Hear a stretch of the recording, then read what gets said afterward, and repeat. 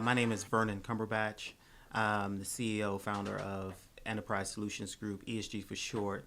So we are a managed IT technology firm. We provide IT services to companies in the DMV area. I love that. And what types of services, if you could get into detail for me, just to let us know what you offer. So as far as services go, we have under the managed IT umbrella, there is IT help desk, there's cloud services, remote services, on-site services, spam filtering, that sort of thing.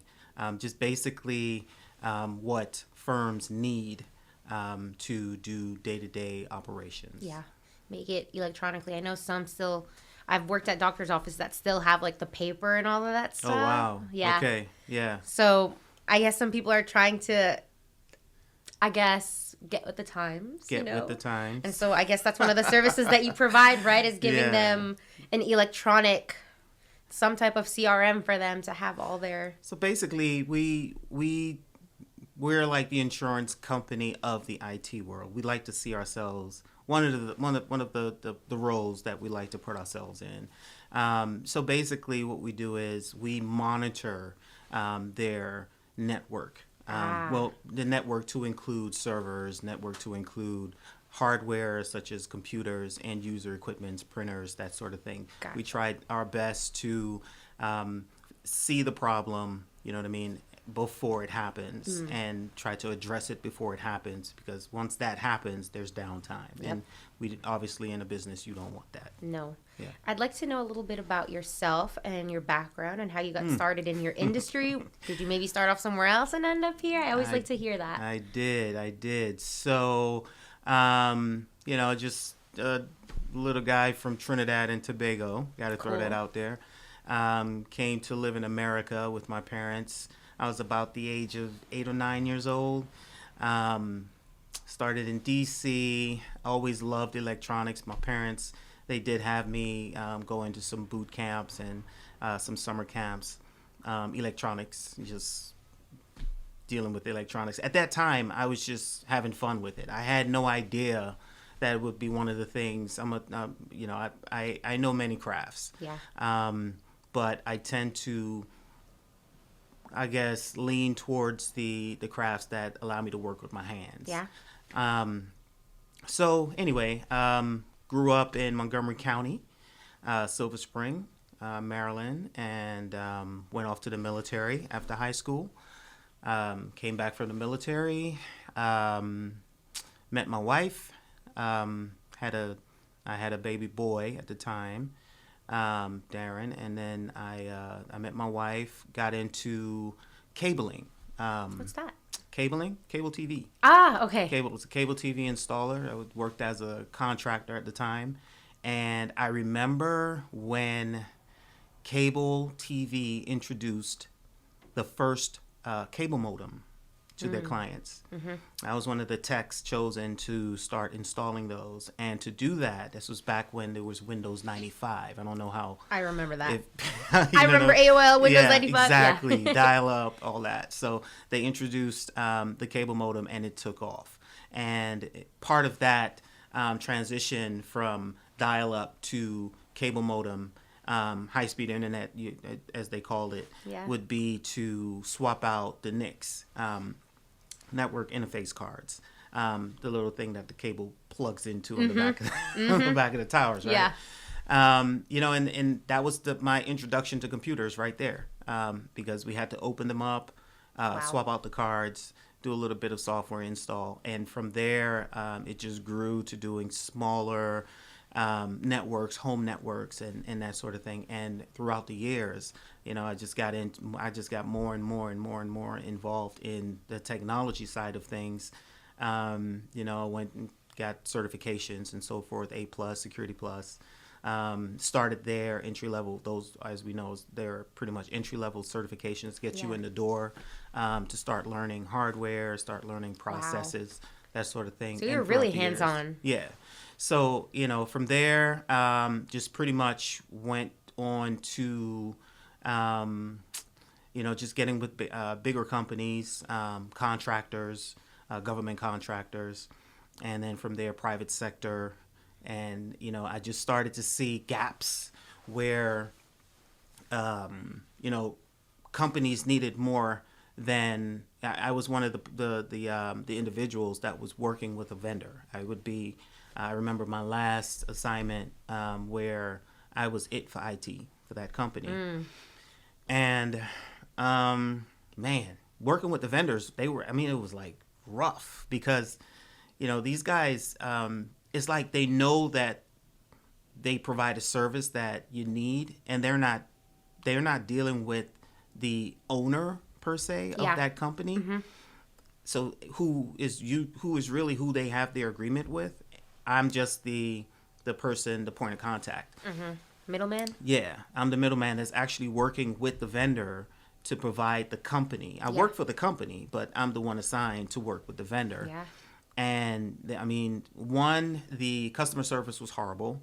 It was never any accountability for, anything that went wrong on their end. Oh my gosh. It was just one of those things where, as far as the company knew, as long as they were either working operational, anything that happened in between, they didn't really care about. Oh my goodness. Until that day happened when they started caring. Yes. The invoices were huge. And, when I submit my reports, I show this is what we're getting for this.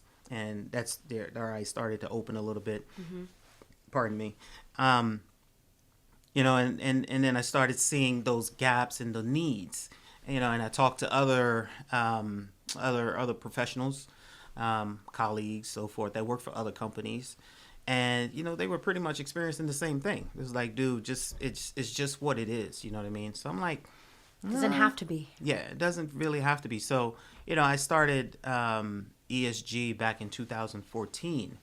I was still working a 9 to 5, and just doing part-time as a side business. And then it got to the point where it was like, this thing is getting in the way of me fulfilling this, going after this full force. And, I made a decision to just, my wife and I made a decision to just focus on the business 24/7, and that's kind of what I've been doing now for some time. So here I am. Yes, here you are. I'm glad that, well, I know it kind of sounds kind of crazy to be like, I'm glad you went through that, even though it was like kind of yeah, because it gave you so much perspective of how you want to run things and how you don't want to run things, right? And you want to provide that customer service. You don't want there to be these gaps that nobody even knows or cares about. You saw that and you're able to fill that, and clearly there was a need for the opposite of that. So you came in there and you found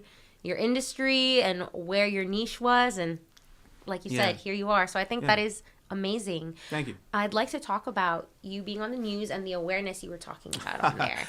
Oh yeah, so last year, October, I was invited to Channel 9 USA to speak on October Cybersecurity Awareness Month. October, as we know, is Cybersecurity Awareness Month. And what we focused on was hackers targeting the elderly. So, that is something that it's not, how can I say, it's not a figment of our imagination. It's happening day in and day out. There are lottery scams. There are like cold call scams. There are credit card scams, obviously account scams, email scams. They're all out there, and it's just a matter of training and getting the information out to individuals, not just the elderly. I mean, this happens to everyone, but the elderly, they're the ones being targeted. I get into it in a minute why they're the ones mainly being targeted. But the goal is just to get that information out there. All right, so people are aware, you know what I mean? People know what to look for, how to approach an email. My thing is, I tell everyone, listen, approach every email as you would your front door. When you get a knock on your front door, right, you don't just open the door. So when you get an email, right, what do? We inspect it. What do we do at our front door? We look to see who's there. right? So when you get an email, look to see who it's from. All right, fine. Now, it may appear that it's from someone that you know, someone that might be in your circle. But then the next question is, am I expecting you?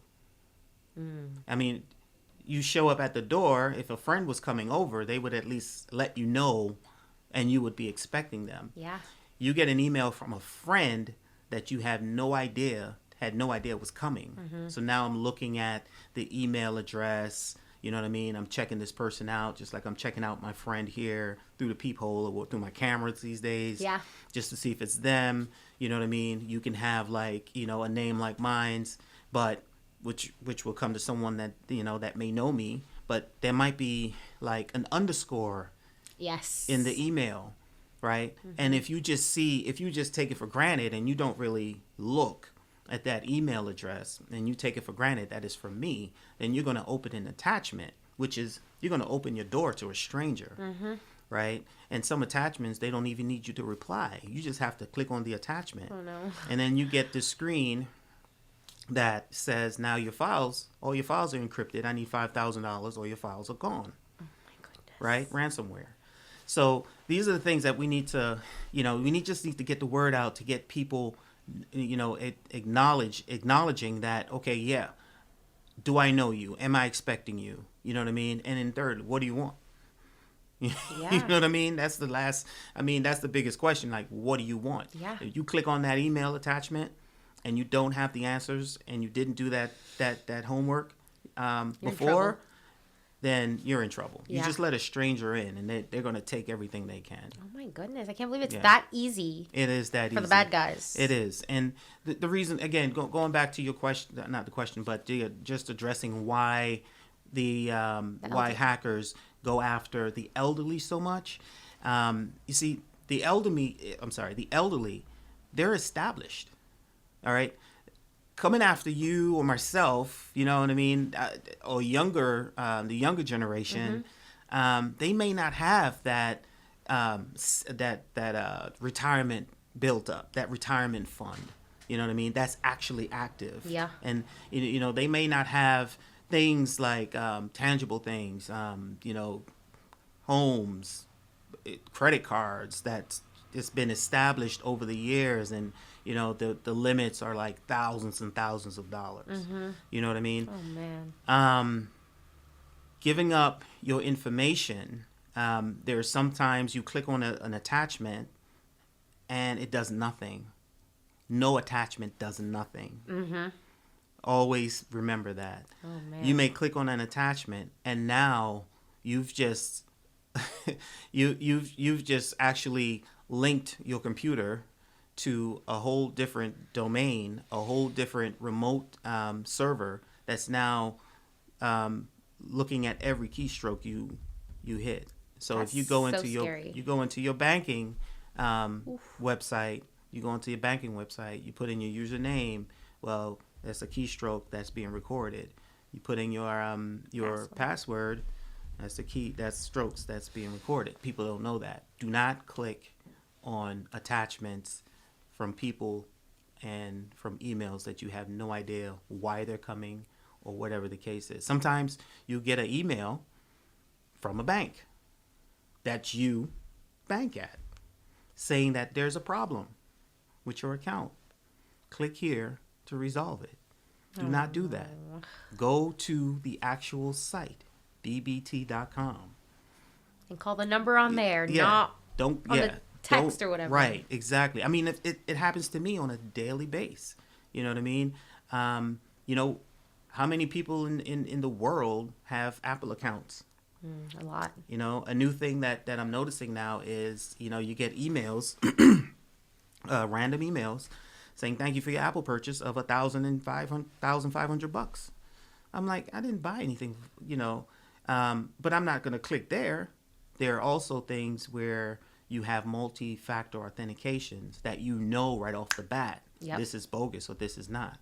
Because as soon as I buy something, I get a notification that I did from multiple places, right? Buy who you know from.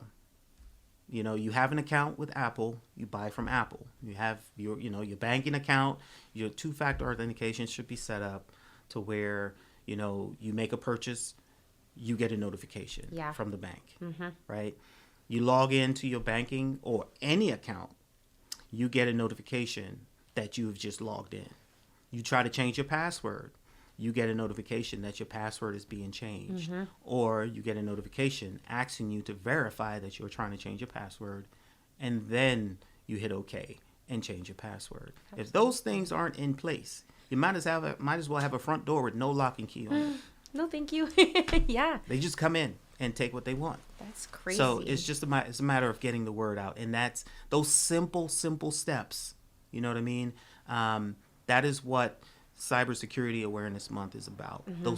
Taking those simple steps, and a lot of folks, they just don't understand it. And when it comes to managed IT, training is one of the services that we offer. Right, all that is packaged in with our training, and companies that don't get it just don't get it. But at your company, where you have an employee with a computer in front of them, they are the first line of defense. Yeah. For hackers. I can go anywhere and find anyone and find an email. And I know where you work, and I have your email address. I can go on that same website and go to, let's say, leadership, because it's every big company has like a leadership tab, and I can see who the CEO is, and I can get, based on your email address, I know his. Oh my gosh. I don't mean to scare anyone. I'm not a hacker. No.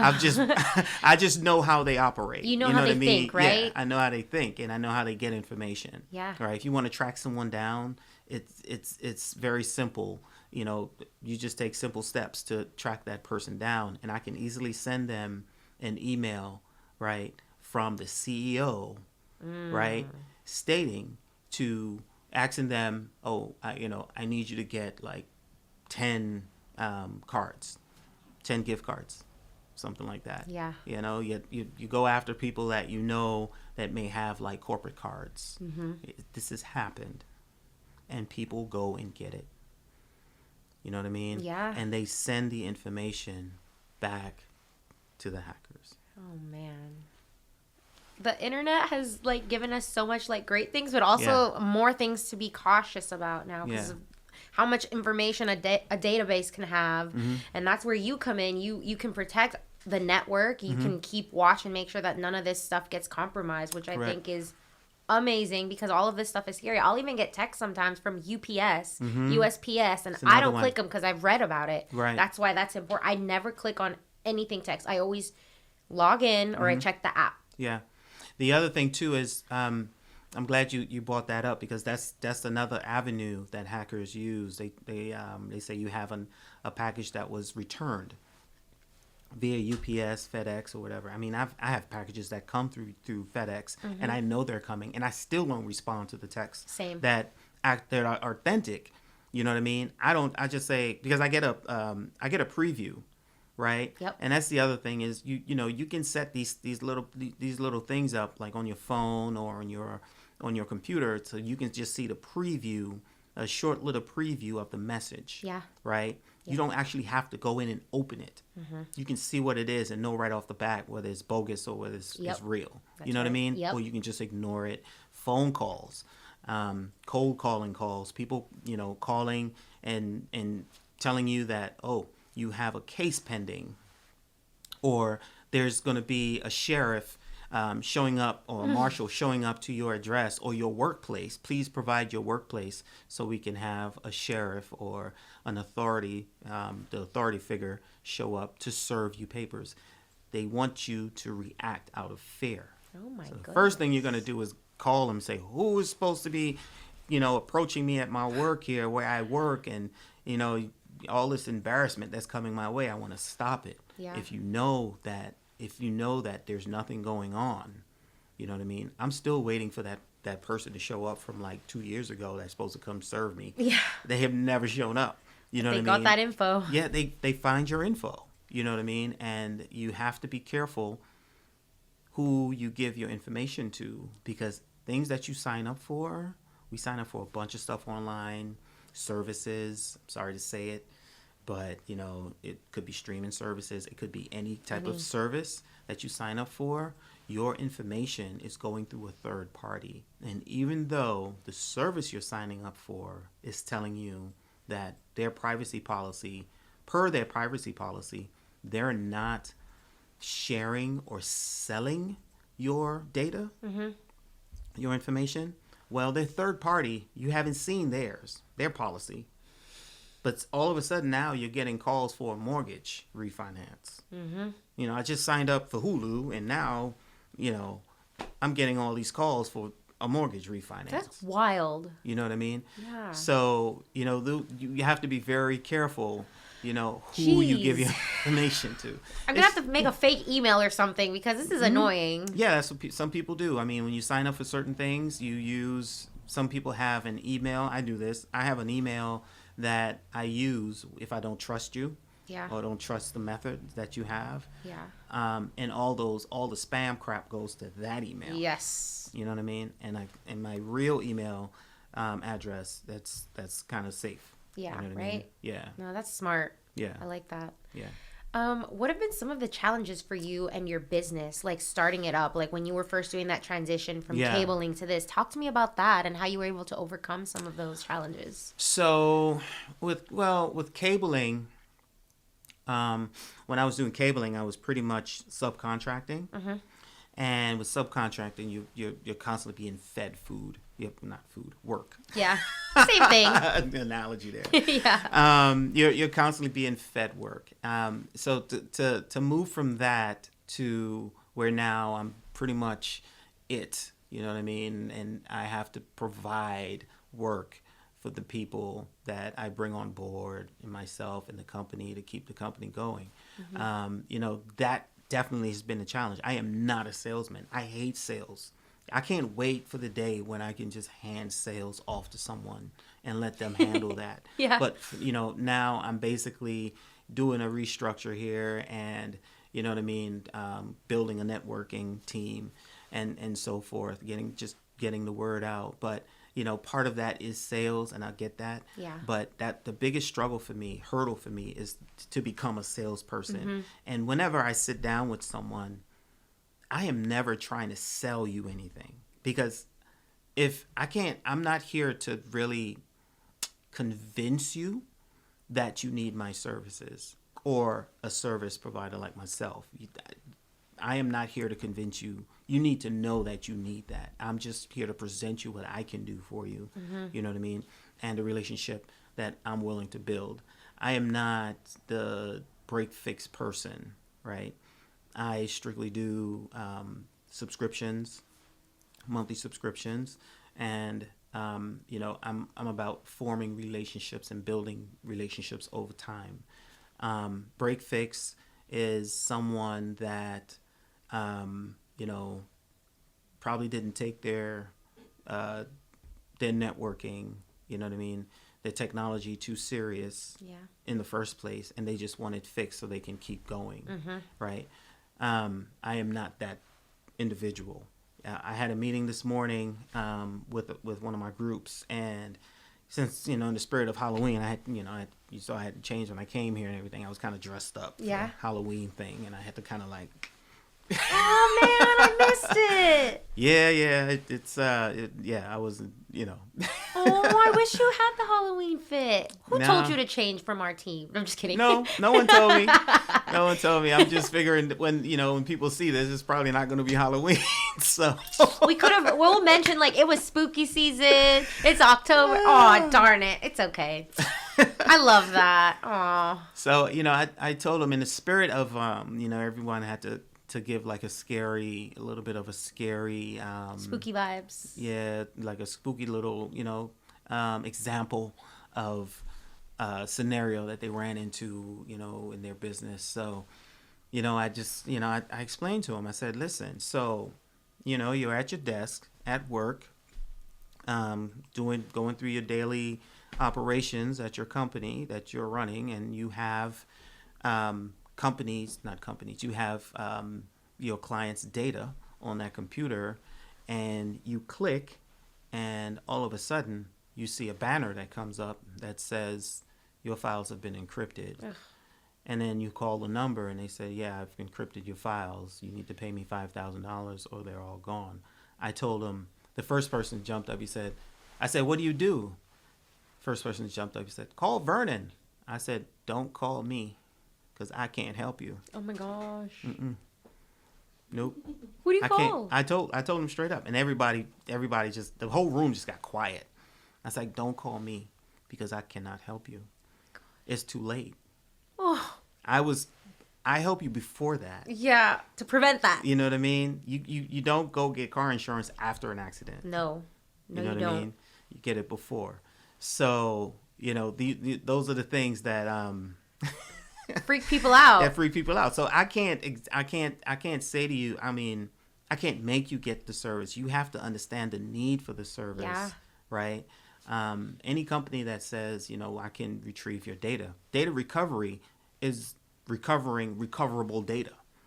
If the data is on your machine and nowhere else, and that machine is compromised, there's nothing to recover. No, they got it. Yeah. Yeah. So, data recovery is data that's recoverable. And people have to get into that mindset. Yeah. So a lot of people just wing it, and I know it's a monthly cost that they have to commit to, but it's not that bad. If you think about it, it's really not that bad. We have packages that, are, I think, are great packages at prices that, it's affordable. You know what I mean? But the unknown, just to sit down with someone. I don't even get into all that. We sit down. I just find out what your needs are. Yeah. You know what I mean? And pardon me. I just find out what your needs are, and if we're a good fit for each other, you know what I mean? There's no need for me to try to sell you something if your mindset isn't even there as far as what I offer. Yeah. So, yeah. I'm on building relationships. I'm not a salesperson. You know what I mean? I would, my business, if this business grows, when this business grows. Yeah, that's right. When? When this business grows to the point where, you know what I mean, I can say, okay, well, I just want to foster those relationships. Yes. And then we move into sales and products. You can have them from there.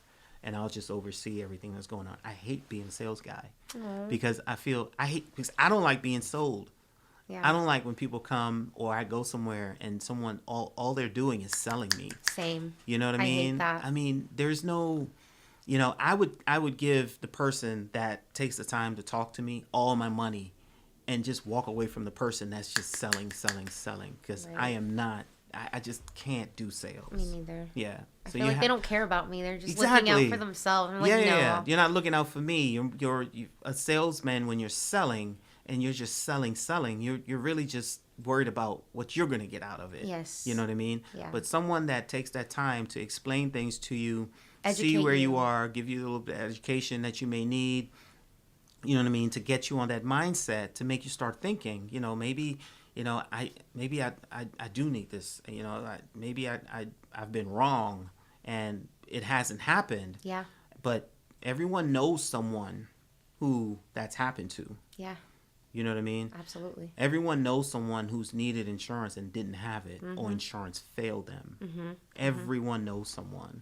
So that's my philosophy. Yeah. And I feel like, when I sit down with someone, I'm not here to sell you anything. And I had to make this clear to my group as well.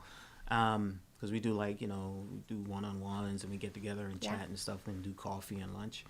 So I'm like, if I'm offering to do a one-on-one with you, I'm not selling you. So I don't sell, I foster relationships mm-hmm. that turn into long-time relationships. Yes. For both of us. Yeah. No, I love that. I love your mindset on that. I have to agree on that. Relationship is everything, and building that trust. When you feel like someone's just trying to sell you something, you don't have that trust, and everything else is just gonna, I think, fall apart. Yes, exactly. So thank you for sharing that. And Sure. you said you have team or group meetings. Talk to me about your team. How many people are on board with you? So this team is more of a marketing team. Okay. And it's a group of professionals. And what we do is we look out for each other. We send referrals to each other.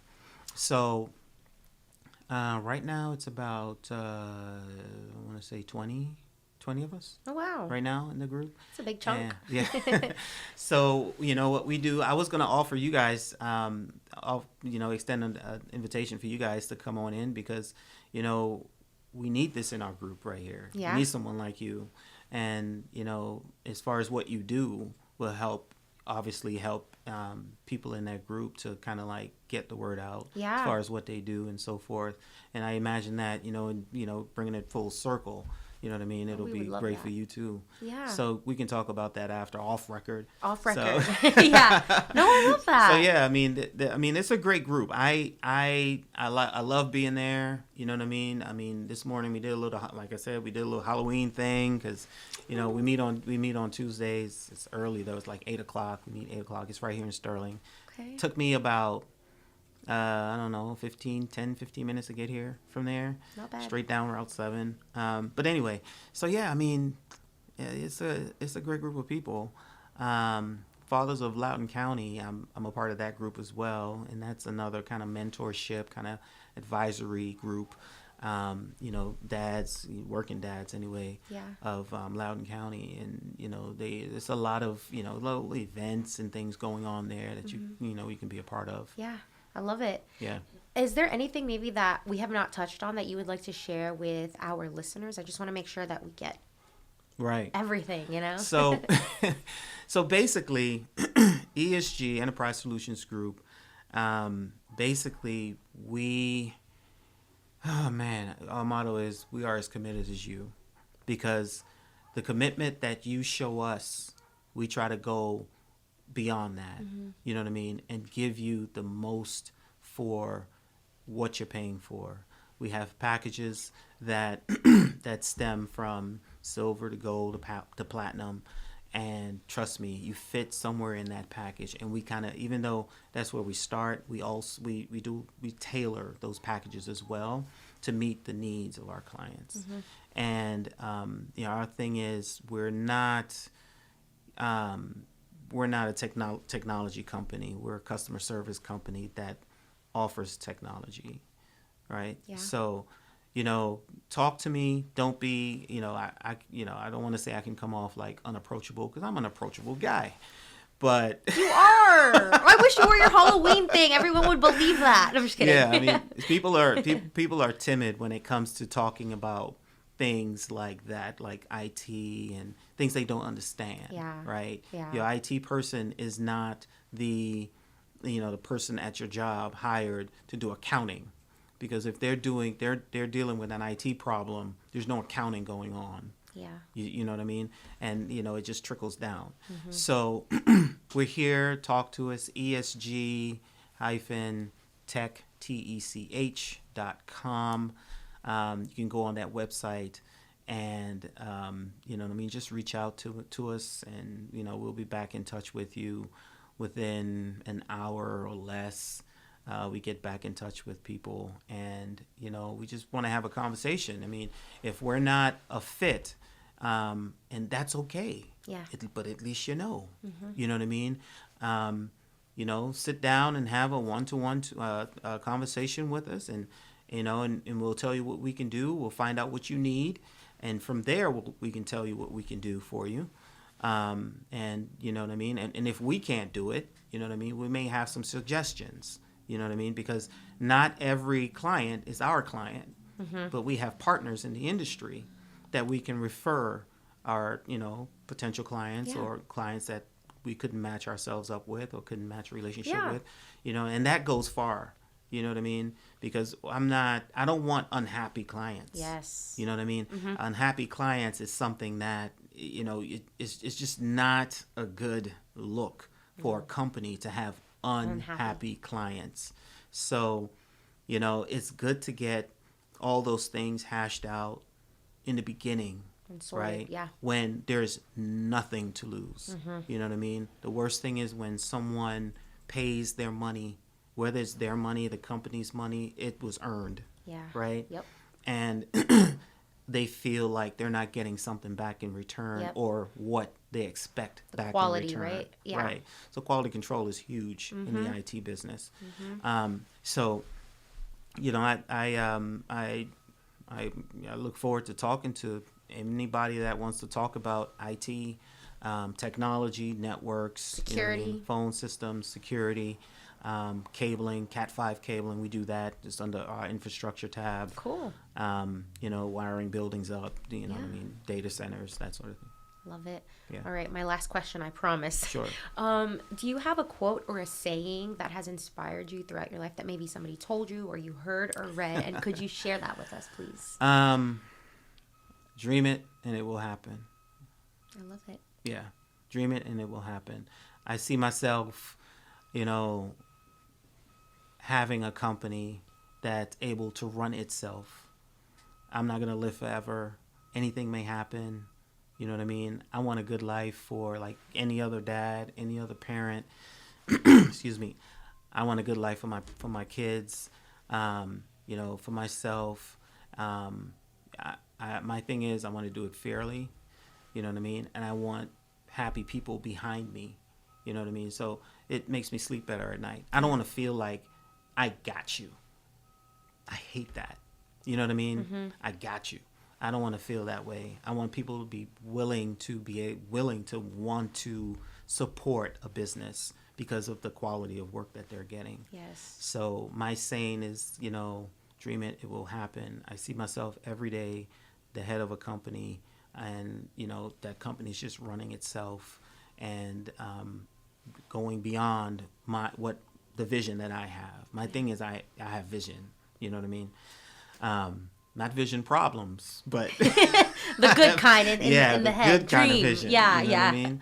And that's what I see myself in 10 years. I see myself just looking back and saying, wow, this is when I decided to do this, I didn't realize it would be this big. Yeah. And then I went into it full time, and now look at where we are. Yeah. You know what I mean? So that's my thing.